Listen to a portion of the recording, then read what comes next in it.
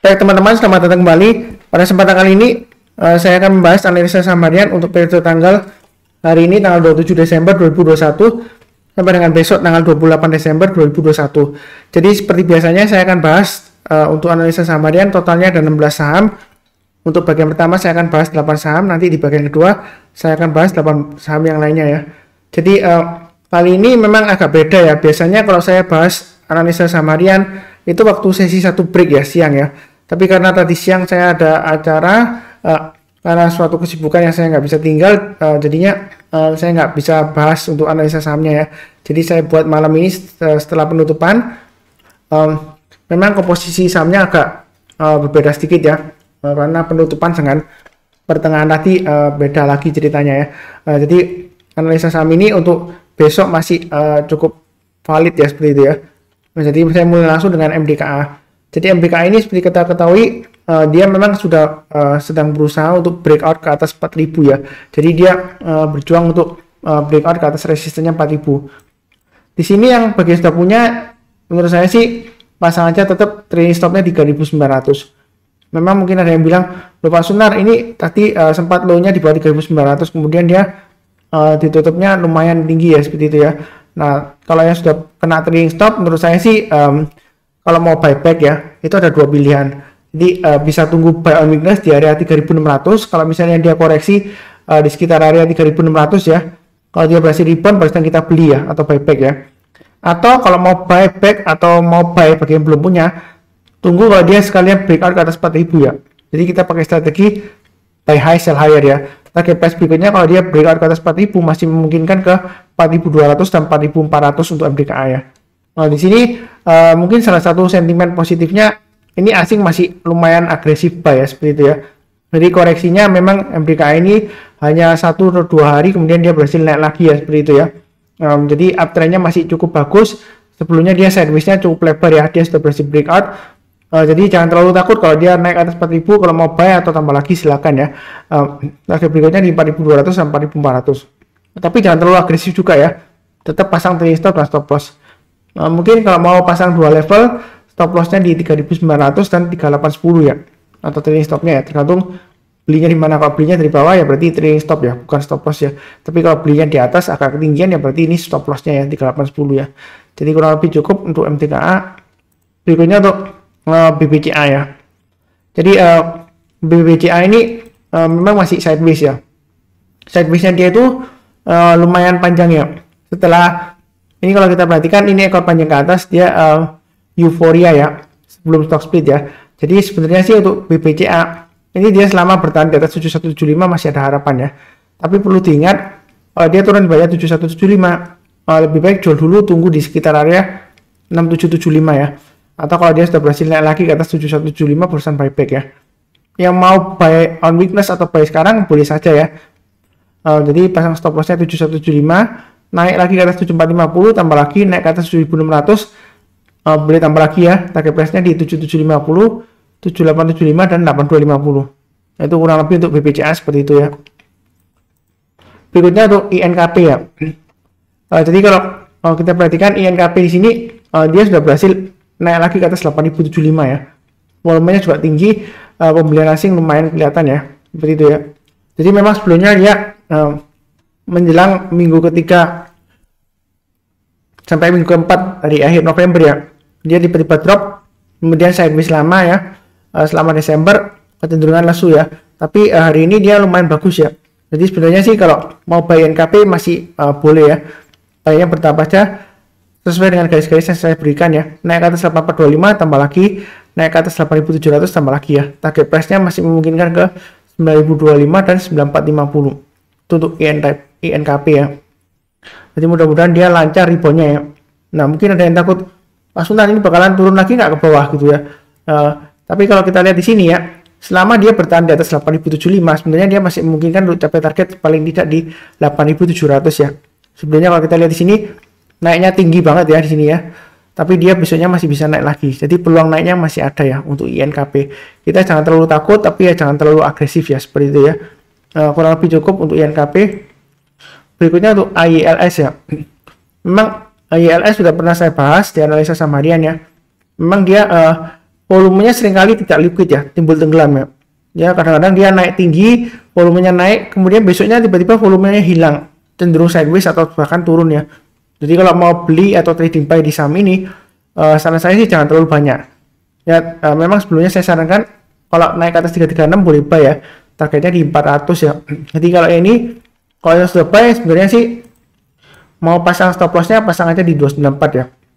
Selama dia bertahan di atas 294, menurut saya sih masih ada peluang untuk naik lagi ke atas 336 dengan targetnya 400 ya. Kalau dia berhasil naik lagi ke atas 400 ya kan, kalau kita perhatikan ya, maka ada kemungkinan dia bisa naik sampai ke 500 ya untuk IELS ya. Jadi sejauh ini sih uptrendnya masih cukup bagus. Jangan lupa pasang trailing stop dan stop loss ya, seperti itu ya. Bagi yang mau buy sih boleh aja, tapi pasang stop lossnya di 294 dan 258 ya. Lainnya jangan terlalu agresif ya. Bertahap aja seperti itu dan secukupnya aja, karena seringkali tidak volumenya dia seringkali hilang ya, atau tidak liquid ya. Kurang lebih cukup. Berikutnya SMGR. Nanti SMGR memang sudah saya bahas sebelumnya ya. Saya sudah sebutkan sebelumnya, selama dia berada di bawah 7.800 ya, sebenarnya dia masih resiko ya. Jadi saya masih ingat saya bahasnya waktu analisa saham yang ini ya. Waktu itu kalau salah tanggal 21 Desember ya. Saya bilang tunggu aja kalau dia berhasil naik ke atas 7.800. Karena kalau selama di bawah 7.800 sebenarnya dia masih cenderung resiko ya. Ini downtrendnya masih cukup kuat ya. Jadi jangan melawan arus, kita belinya di atas saja. Ya seperti itu ya. Mungkin ada yang protes, oh Pak Sunar kok mau beli sekarang aja kalau sudah yakin pakai naik ke atas 7.800. Ya karena trennya masih downtrend ya. Saya itu tidak pernah mengajari orang yang istilahnya dalam tanda petik sesat ya. Saham lagi downtrend kok disarankan buy ya. Seperti itu ya. Jadi kita belinya kalau sudah ada konfirmasi reversal atau pembalikan arah. Dan di sini kalau kita perhatikan sih 7.800 ya. Ya sebelumnya di sini kurang lebih ya ada swing low di sini 7675, yang terakhir 7.800 ya. Jadi saya pakai acuan 7.800. Kalau dia berhasil rebound lagi ke atas 7.800, ada kemungkinan dia bisa naik sampai ke 9.000-an ya, kurang lebih ya di sini ya. Jadi kita belinya bertahap aja, nggak ketinggalan kok, ya, santai aja ya, seperti itu ya, kurang lebih cukup. Berikutnya untuk tower. Jadi tower ini memang kecenderungannya masih cenderung lesu ya, walaupun sebelumnya sideways dia sempat breakdown. Nah ini rebound lagi, apakah bisa rebound lagi? Belum tentu pasti ya. Jadi belinya bertahap aja, kalau mau buy sekarang boleh, karena saya sudah sebutkan ya, naik ke atas 1155 boleh buy atau tambah lagi. Kemudian kalau naik ke atas 1180 boleh tambah lagi, naik ke atas 1200 tambah lagi dan seterusnya. Jadi garis-garis merah ini untuk acuan untuk average up ya, kita belinya bertahap aja. Nah mungkin ada yang tanya, loh Mas Sunar kok belinya bertahap aja ya. Pertama ini jalurnya di jalur downtrend ya, memang sebelumnya dia sideways cepat breakdown ya, ini berjuang naik kembali. Jadi belinya jangan terlalu agresif ya, tapi jangan terlalu takut juga. Yang penting pasang trailing stop dan stop loss ya, pasang di 1155 dan 1130. Maksimum kalau mau nahan agak jauh ya di 1105 ya. Kalau turun di bawah 1105 ya lebih baik lupakanlah ya, seperti itu ya. Lebih cukup. Berikutnya untuk Pegas. Pegas sebelumnya sudah saya sebutkan, area buying weakness adalah di area 1405. Jadi kalau dia berhasil rebound ke atas 1405, dia potensial untuk balik lagi ke minimal ke, ini kan sebelumnya dia sideways ya, di antara sekitar 1405 sampai dengan 1550-an ya, kurang lebih di sini ya, 1530 lah ya. Memang sempat breakout ke atas, tapi kalau saya ambil di tengah-tengahnya sekitar 1545 lah di sini garis saya ya. Jadi belinya bertahap aja, naik ke atas 1430 boleh buy atau tambah lagi ya yang sudah punya, naik ke atas 1475 tambah lagi dan seterusnya. Kalau yang sebelumnya kena trailing stop atau stop loss, jangan ragu-ragu untuk buyback ya kalau dia berhasil rebound kembali ya. Memang kadang-kadang saham itu seperti itu ya, kalau kita sudah jual kena stop loss atau trailing stop ya, tiba-tiba naik lagi Pak Sunar. Ya itu tergantung kita ya. Jadi kan saya sudah sebutkan kunci sukses di saham itu ada 3 ya, sabar, fokus, dan disiplin. Jadi kita harus sabar menunggu. Kalau misalnya lagi sideways kita harus sabar ya. Jadi kalau berikutnya adalah fokus, jadi kita harus fokus. Jangan sampai kita sudah pegang saham A, itu sahamnya masih bagus, karena Anda istilahnya tergiur atau tertarik dari grup lain, misalnya beli saham B ya sahamnya naik tinggi ya, cuan banyak atau profit banyak, terus Anda lepas saham A ini, Anda nggak fokus ya. Setelah Anda lepas saham A yang Anda tunggu lama ini, ternyata dia breakout, rebound ke atas ya. Yang sampai yang Anda ikutan beli nggak lama lagi turun ya, karena sudah naik tinggi sebelumnya, dia koreksi ya. Jadi kita harus fokus. Ketiga harus disiplin. Disiplin itu bukan berarti disiplin cut loss ya. Kadang-kadang misalnya turun di banyak 1430 ya, kena entah itu trade stop loss. Ternyata setelah beberapa hari dia rebound. Ya, seperti itu ya. Berarti yang dikatakan Mas Sunar salah dong. Ternyata setelah di cut loss, nggak lama lagi dia rebound.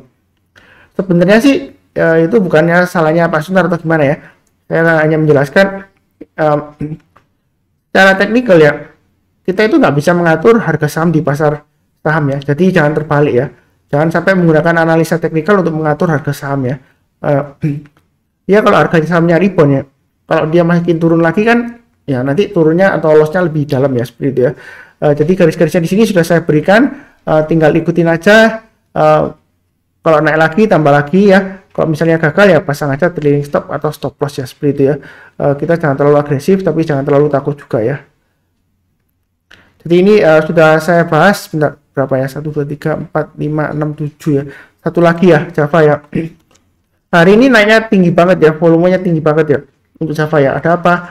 Saya belum cek beritanya mengenai Java ya. Tapi saya sudah bahas mengenai video yang menyinggung Java sebelumnya ya. Waktu itu saya bahas mengenai videonya yang judulnya, sebentar ya, saya kembali ke, jadi beberapa waktu yang lalu, sebentar, saya pernah bahas mengenai fundamental Java ya. Jadi di video saya sebelumnya analisa fundamental saham, cara membandingkan valuasi perusahaan dengan aplikasi Stockbit ya. Di situ saya mengambil contoh Java ya. Saya sudah sebutkan sebenarnya untuk Java itu dia masih potensial ya. Maupun yang terakhir kuartal 3 dia EPS-nya minus ya. Tapi di sini saya fokus di pergerakan harganya saja. Kalau belum punya, kalau dia berhasil naik ke atas 1720 silakan buy ya.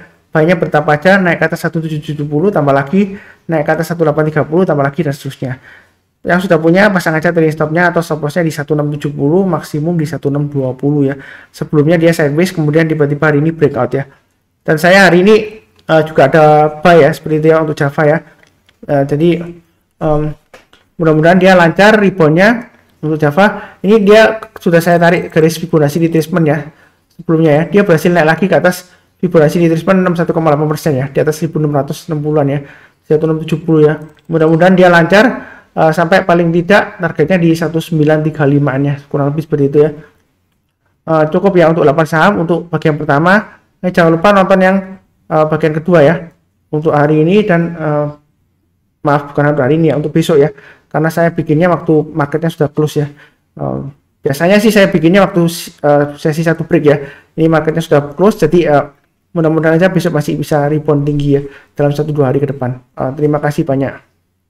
Dan seperti biasanya, tidak lupa saya selalu doakan ya, selalu sehat, damai dan sejahtera selalu. Amin. Terima kasih banyak.